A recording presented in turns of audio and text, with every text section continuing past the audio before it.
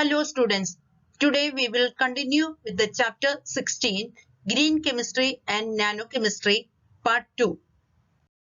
Let us move to the term Nanoscience and Nanotechnology. Nanoscience and nanotechnology are the study and application of extremely small things and can be used across all other science fields such as chemistry, biology, physics, material science and engineering. So essentially, nanoscience is the study of nanomaterials and their properties, and nanotechnology is using those materials and properties to create something new or different. So what are nanomaterials? Nanomaterials are commonly defined as materials with an average grain size less than 100 nanometers. Nanomaterials are extremely small size with at least one dimension in the nanometer scale, that is 1 to 100 nanometers. 1 billion nanometer is equal to 1 meter. Now let us see what is nanochemistry. It is the combination of chemistry and nanoscience. It deals with designing and synthesis of materials of nanoscale with a different size and shape, structure and composition, and their organization into functional architectures. It is used in chemical, physical, material science as well as engineering, biological and medical applications. Dimensions of nanomaterials.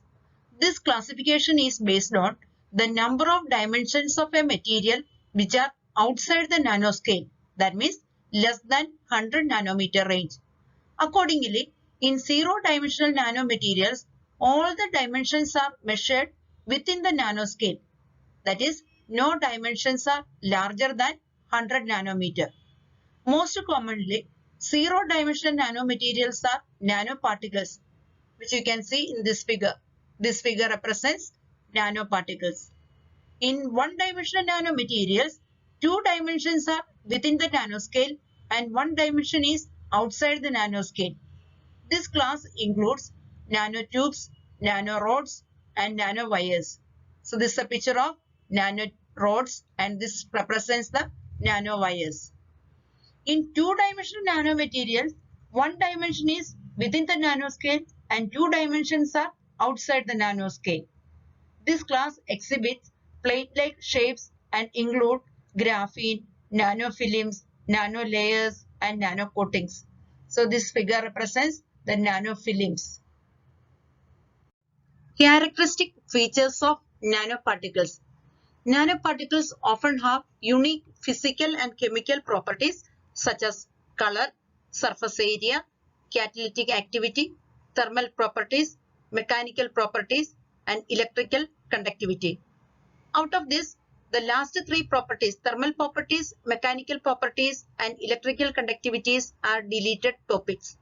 We need to concentrate only on color, surface area, and catalytic activity. Let us see one by one. First one, color. If you vary the volume of water in a bottle, then the tone of sound changes. The tone is dependent on volume of water. Similarly, the volume and shape of nanoparticles determine how it interacts with light. Accordingly, this determines the color of nanoparticle solution. For example, elemental gold, as we know, has nice shining yellow color. However, if you had only 100 gold atoms arranged in a cube, its color would be much more red. This is because at the nanoscale, the movement of gold's electrons is confined. Because of this restricted movement, gold nanoparticles react differently with the light compared to large scale nanoparticles. The second property is surface area. Firstly, materials made up of nanoparticles have a relatively larger surface area when compared to the same volume of material made up of bigger particles. It means that the surface area to volume ratio increases as the radius of the sphere decreases and vice versa. And third one, catalytic activity.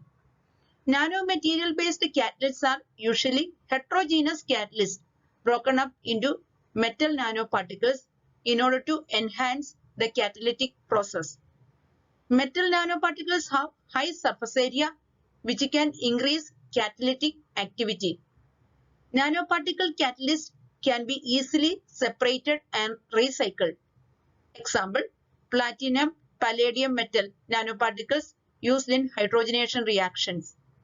TiO2, titanium dioxide, ZnO, zinc oxide are used in photocatalysis.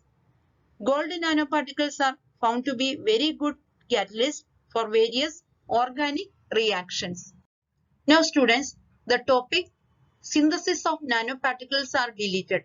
So let us go for analysis or characterization of nanoparticles. The synthesized nanoparticle material is analyzed by various analytical tools or techniques. The name of the techniques and the instrument used and what information they are providing is given in this table. Let us see one by one.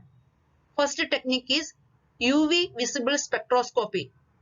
The instrument used is UV visible spectrophotometer. It gives information about preliminary confirmation of formation of nanoparticles. Second, X-ray diffraction technique. In short, we can say XRD. So the instrument used is X-ray diffractometer and it gives information about particle size, crystal structure and geometry. Third one is scanning electron microscopy. So the instrument used here is scanning electron microscope. We can say SEM. S for scanning, E for electron, M for microscope. It gives information about structure of surface of material, that is morphology. Fourth one, transmission electron microscopy. The instrument used is transmission electron microscope, that is TEM. It gives information about the particle size. Fifth one is FTIR, that is Fourier transform infrared spectroscopy. The instrument used is Fourier transform infrared spectrophotometer. It gives information about absorption of functional groups and binding nature. And the instruments, photographs of instruments are deleted from this topic. Applications of nanomaterials. Nanochemistry has already contributed to number of innovative products in various disciplines because of their unique physical, chemical, optical, structural, catalytic properties and so on. Few applications are given below. First, nanoparticles can contribute to stronger, lighter, cleaner and smarter surfaces and systems. They are also used in the manufacture of scratch-proof eyeglass, transport, sunscreen, crack-resistant paints, etc. Second, they are used in electronic devices. Example, magneto-resistive random access memory, that is MRAM. MRAM is a type of random access memory which stores data in magnetic domains. And third one, nanotechnology plays an important role in water purification techniques. For example, silver nanoparticles. Silver nanoparticles act as highly effective bacterial disinfectant which can remove E. coli bacteria from water. And fourth one, self-cleaning materials. Example, lotus. Lotus is an example of self-cleaning. The lotus plant, although grows in muddy water, its leaves always appear clean. The plant's leaves are super hydrophobic. Nanostructures on lotus leaves repel water which carries dirt as it rolls off. Lotus effect is the basis of self-cleaning windows. Advantages and disadvantages of nanoparticles and nanotechnology. First, let us see what are the advantages. First one, revolution in electronics and computing. Nanotechnology can actually revolutionize a lot of electronic product, procedures and applications. Secondly, nanotechnology can also benefit the energy sector. That is, nanotechnology will make solar power more economical. Energy storage devices will become more efficient. Another industry that can benefit from nanotechnology is the manufacturing sector. And fourth one, in the medical world, nanotechnology is also seen as a boom since this can help with creating what is called smart drugs. Manufacturing of smart drugs help cure faster and without side effect, curing of life-threatening diseases like cancer and diabetics. Now let us see what are the disadvantages. Despite the possibilities and the advancement that the nanotechnology offers to the world, there also exists certain potential risks involved with the disadvantages of it. First one, its development is the possible loss of job in the traditional farming and manufacturing industry. Second, atomic weapons can now be more accessible and made to be more powerful and more destructive. Third, since these particles are very small, problems can actually arise from the inhalation of these minute particles, much like the problems a person gets from inhaling minute asbestos particles. Lastly, the present nanotechnology is very expensive and developing it can cost you a lot of money. So students, we have completed the lesson Green Chemistry and Nanochemistry. Now let us move to the exercise part. Question number 1. Choose the most correct option. First, the development that meets the needs of the present without compromising the ability of future generations to meet their own needs is known as sustainable development. So the correct answer is option B.